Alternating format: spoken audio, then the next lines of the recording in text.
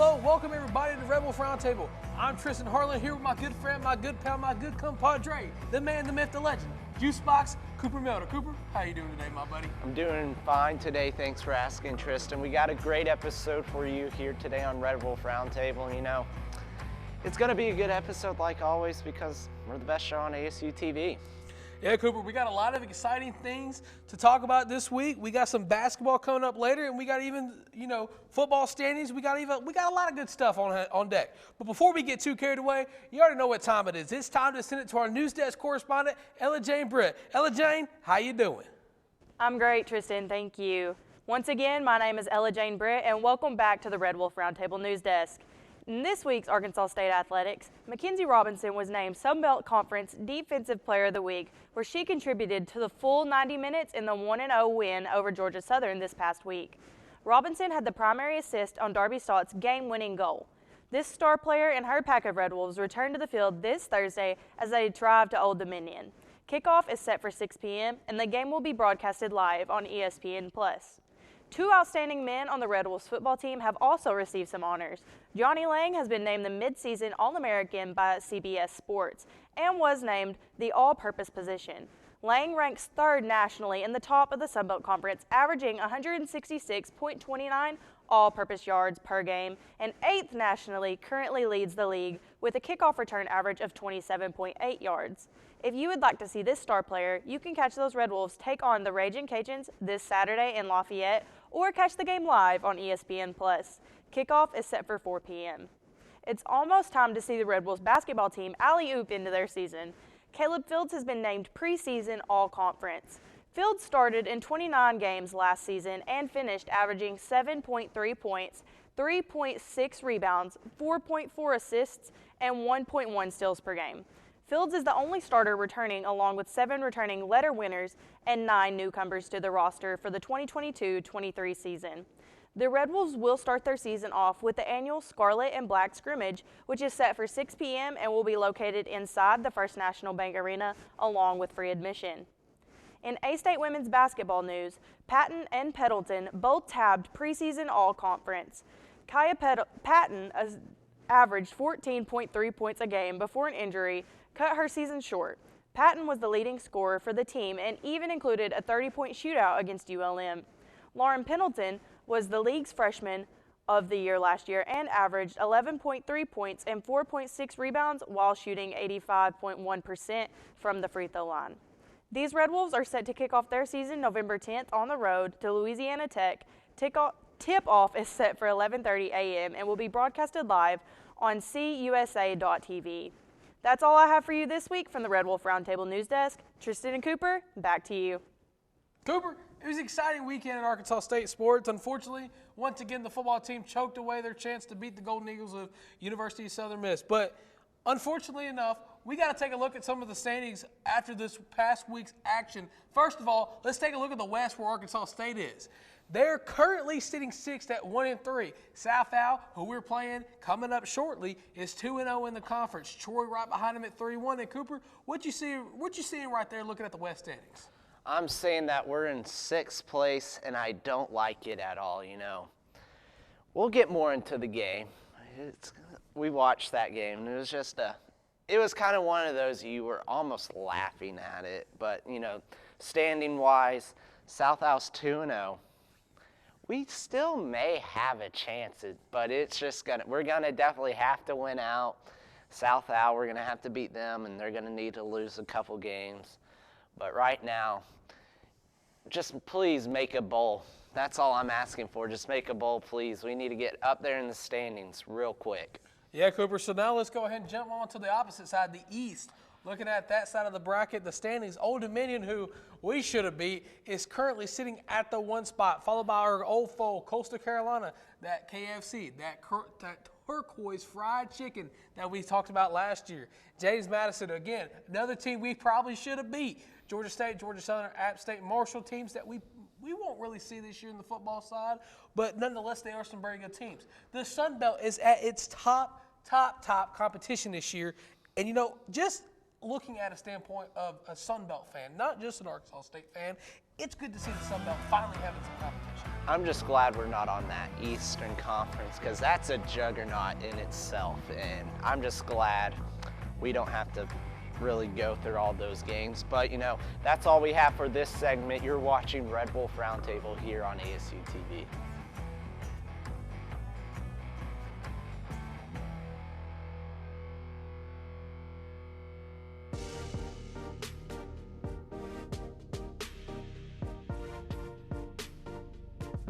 ASU TV, shows like Red Wolf Roundtable, ASU TV News, Westside Football, and more. Gain real-life experience while doing what you love.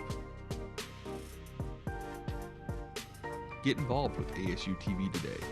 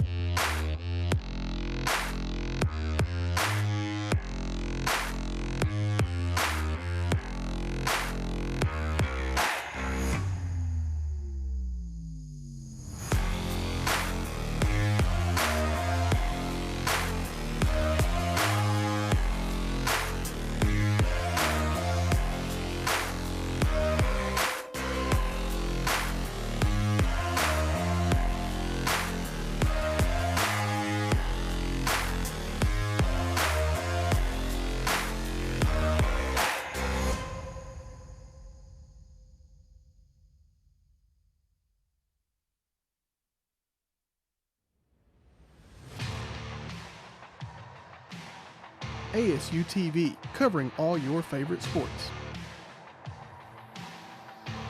From Red Wolf Roundtable to Westside Football and more, ASU TV has you covered. Tune in now to ASU TV for news and coverage on these sports and more.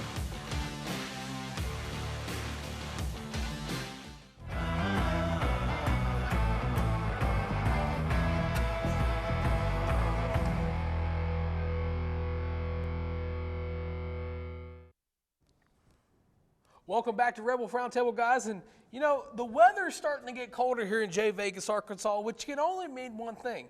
And no, it's not that the NBA season is about to start off. Merry Christmas and go Grizz.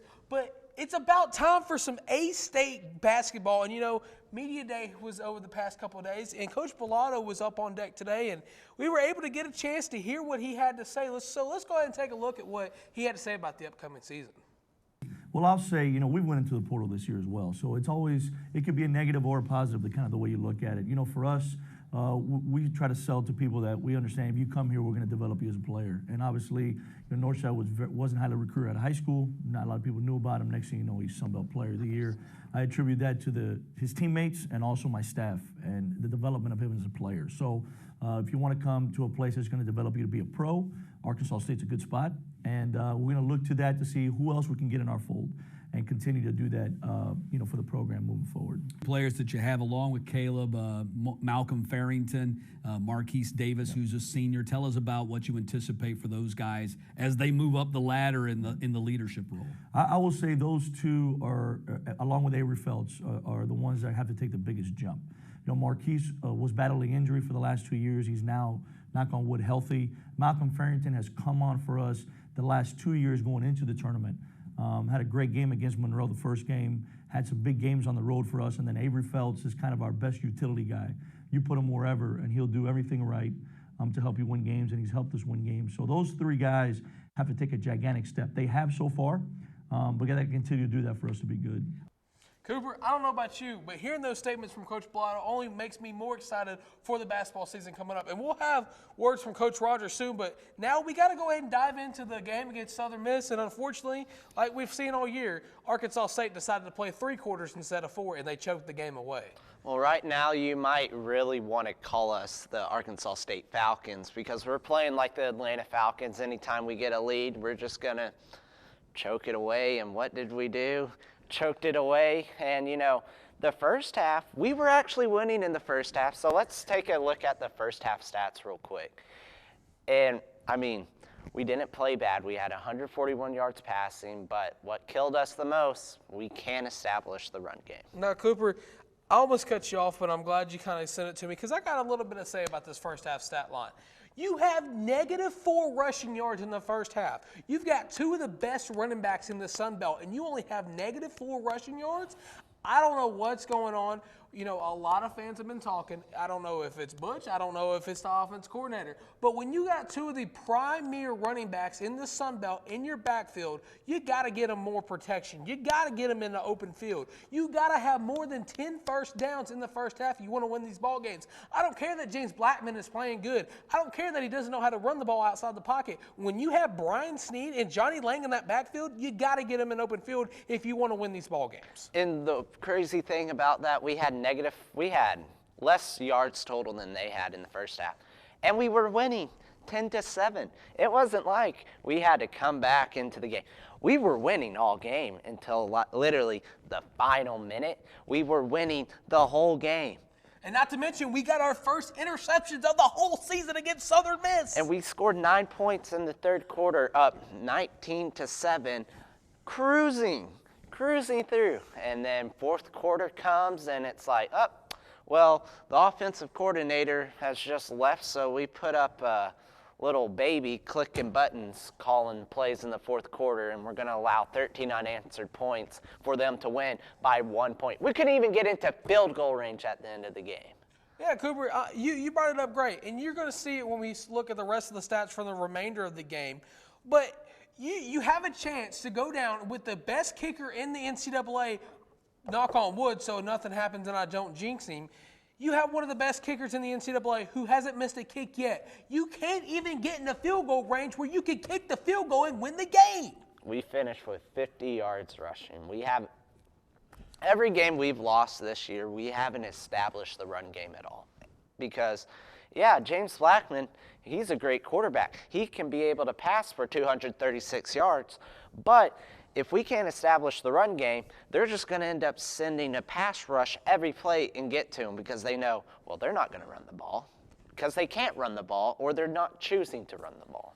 I'll put it to you this way. Johnny Lang got named to mid-season All-American list by CBS Sports on special teams. He should be on that list for running backs. I get there's a lot of better running backs that play for bigger schools, but Johnny Lang's got that dog in him. Okay, and let me put this into perspective for anyone that doesn't understand our frustration. Butch Jones said in his press conference this past Tuesday that nobody was more distraught about this loss than the coaches and the players. Okay, Coach, if you're this distraught over this game being lost when it's 20-19, maybe next week when you're playing at home, or no, I'm sorry, they're on the road against Lafayette. When you're playing Lafayette on the road, why don't you go out there and beat them by 50 instead of playing to the last freaking quarter to where you're going to choke away every single possession because your quarterback doesn't know how to take a sack or throw the ball deep because that's the only thing he can do. When you have Brian Snead and Johnny Lang get beat up week after week because your offensive line can't block, something's got to change. When your defense can't even get into the backfield to stop them, and you got Kevon Bennett, who was at the University of Tennessee and still posts on his Instagram about that, and you can't get in the backfield to stop these guys, something's got to change. I don't know what it is. I don't know how long it's going to get done, and I get we are rebuilding, but it's got to change, and it's got to change now. Because Butch Jones, I'm going to tell you this right now, my guy. You're my guy. I love you to death. You're really great to talk to during the press conference, and I get you got a big contract. But if you think you're going to sit there on Arkansas State dime and waste away our years that we could be competing for a Sun Belt championship and even into a New Year's Six Bowl since Group of 5 teams are being better now, then I'm sorry, sir, but you're sadly mistaken. Wow. You know, you took that. I don't know how to respond to that, but you needed to get that one out, didn't you? Well, just like my former favorite wrestler, CM Punk, had in Las Vegas was a pipe bomb, and my friends, that was Tristan Harlan's Red Wolf Roundtable pipe bomb. We're going to take a short break so I can lose the redness in my face. You're watching Red Wolf Roundtable on ASU TV.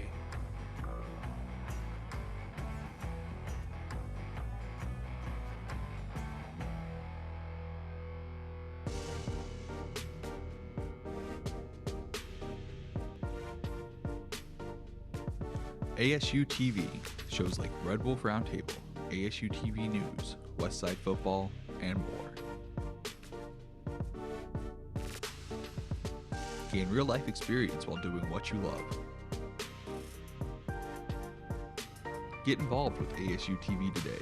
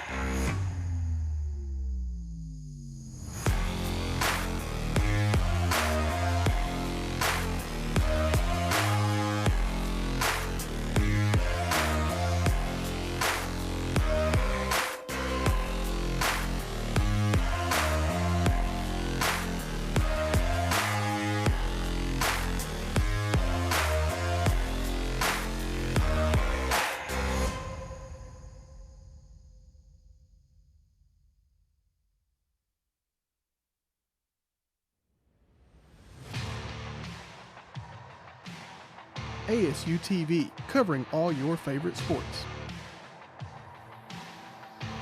From Red Wolf Roundtable to Westside Football and more, ASU TV has you covered. Tune in now to ASU TV for news and coverage on these sports and more.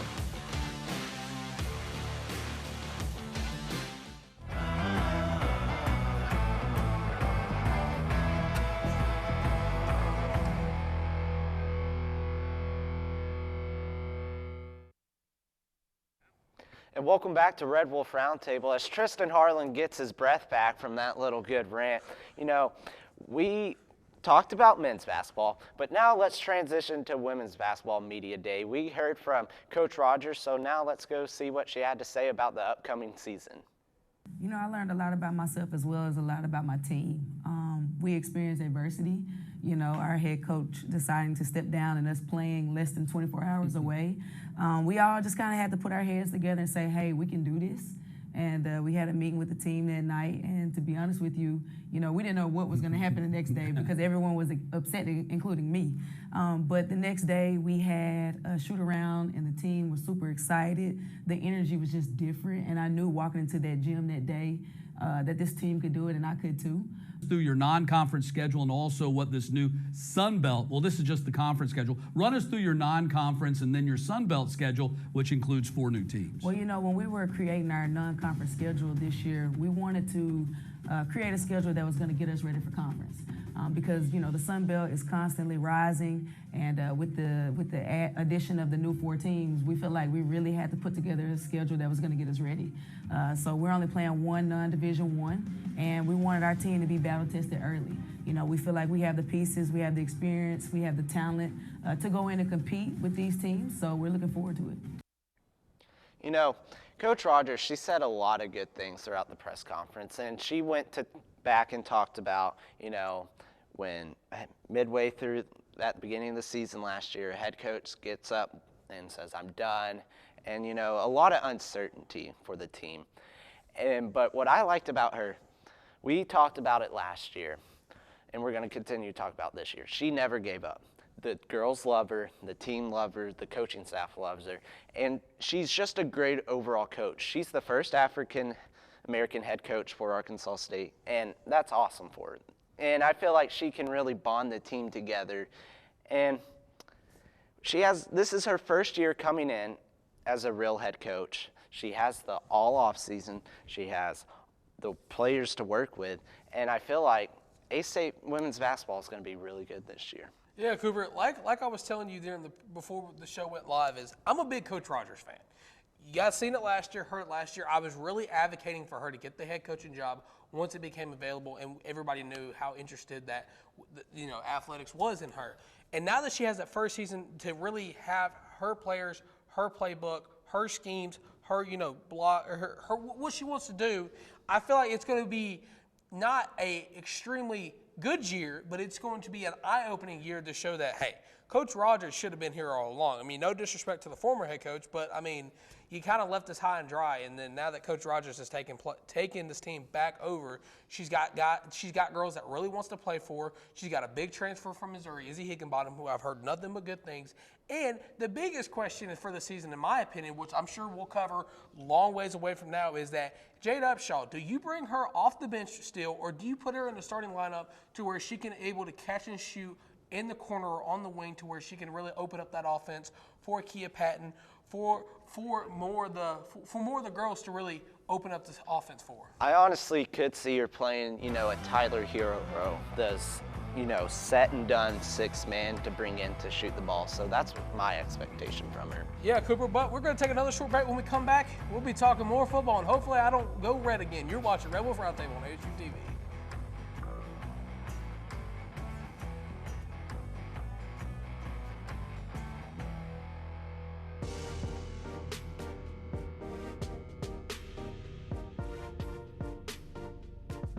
ASU TV, shows like Red Wolf Roundtable, ASU TV News, Westside Football, and more.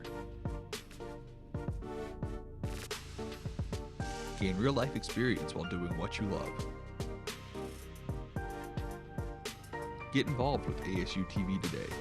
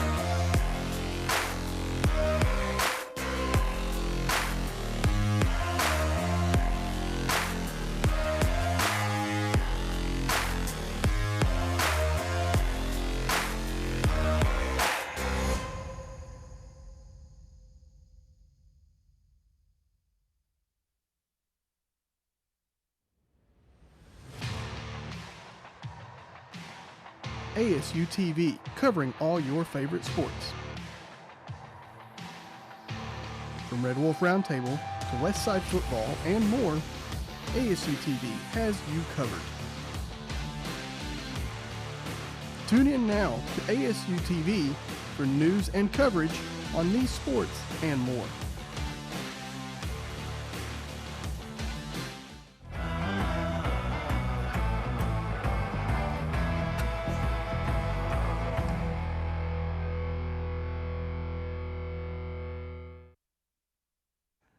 Welcome back to Red Wolf Roundtable, everybody. And now, unfortunately, we have the great chance to now break down the game against Lala in the Fun Belt. Cooper, we got a very interesting game on our hands. We do, and this is a team that we almost beat last year. It was Thursday night football, and we lost by a score. We couldn't stop the run. I was there. It was just horrible to watch, but I really feel like we're going to go to Lala and finally beat the Cajuns this year. Well, hopefully, when we get down there to Lafayette to play this team. Bring the running backs with y'all if y'all haven't figured that out yet. No, you need to bring the offensive line if you haven't figured that out yet. But regardless of that, hopefully when we get down to Lafayette, the Cajuns won't be that much raging because, earlier in the season they lost to Monroe and we beat Monroe. And as you heard me say in my very nice, very proper speech to Coach Jones, I hope you beat them by 50. Now, I'm sure that's not going to happen, but if you really want to make a statement, and again, I want to just say real quick that if you really want to prove Kevon Bennett right, or what he said on Twitter, that you're trying to make a bowl push, you need to go out there and make a statement. Starts this week. They're saying, we're coming out, we're going to make a bowl game, we're going to get Arkansas State in a bowl game. Well, it starts this week. You got to go to the Raging Cajuns. You're going to a hostile environment on the road. You got to be able to win on the road. You can't just always play home games. Now, that would be nice, but it's college football. That's not going to happen. You got to be able to win on the road, and we haven't been able to prove that just yet. Yeah, Cooper, so you're seeing the pregame breakdown for this game, and we're getting more passing yards. We're slightly less with the rushing yards. We're scoring more points a game, but the only problem is look at that points allowed per game. We're allowing 30 points a game, and they're only allowing 19. Now, I'm no mathematician, but if you take the 30 and the 19, I think 30 is a bigger number than 19. It is a bigger number than 19. You are correct there, sir. Well, good thing that D in Matt college algebra stands for something. Because you look at it this way. Louisiana, they're 3-3, 1-2 on the year. We're garbage. And it's just one of those things that if you want to make a statement, like I've said, you got to go out there and beat them. You know, I was talking to one of the other media outlets that covers the Red Wolf, Mr. Gladstone, and he said to me that the Red Wolves are going to have the game that they're going to win, that they shouldn't win. And I'm not saying this is going to be that game, but why not stop the hype train now? I mean, come on, guys. We're almost to postseason. If you want to give the fans a reason to come to Centennial Bank Stadium, if you want to give reason to people to watch, if you want to give people a reason to watch this team, if you want to give us something to cover, for the love of all things good, win the dang football game. And if you don't want Tristan to scream at y'all for a half an hour, win the football game. Exactly. What's that line in The Blind Side that Sandra Bullock says? She goes, enough with the trick plays, Bert, run the dang ball. Enough with the pass plays, Butch, run the dang ball. I mean, said it better than you said it the best. I mean, we can't, if you're not going to be able to run the ball, I'm just going to send a cover 4 and get everybody go deep. They're throwing it, have linebackers cover in the middle, but you got to be able to run the ball. Yeah, and real quick before we go deep into our predictions. Run the ball, set up the play action, and then that's when your passing works and out. real quick before we give our predictions for this game, by all means, I don't want anybody to get this twisted.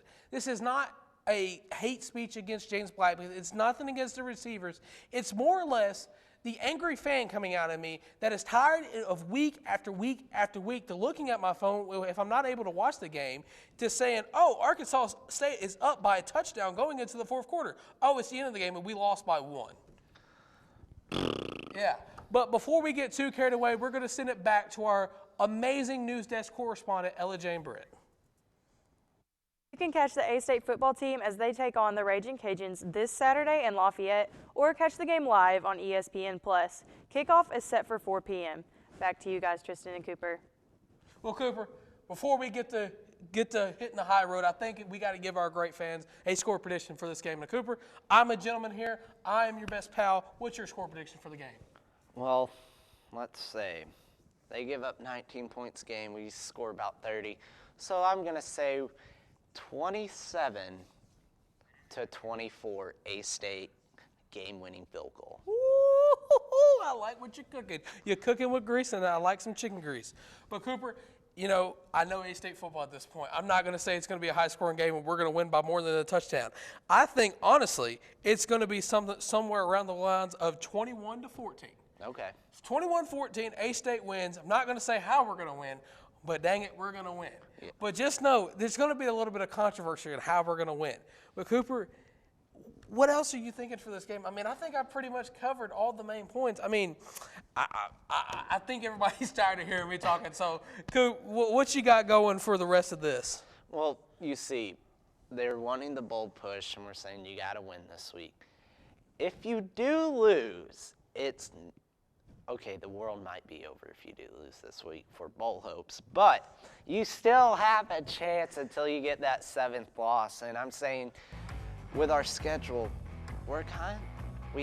really our only guaranteed win left on the schedule is UMass and Texas State, because Texas State, yes, is a bunch of snakes. But UMass is your only guaranteed win on this next schedule, so you got to come bring your A game. Yeah, Cooper, well, unfortunately, we're out of time here, and we will see you guys next time. You've been watching Red Wolf Roundtable on ASU TV.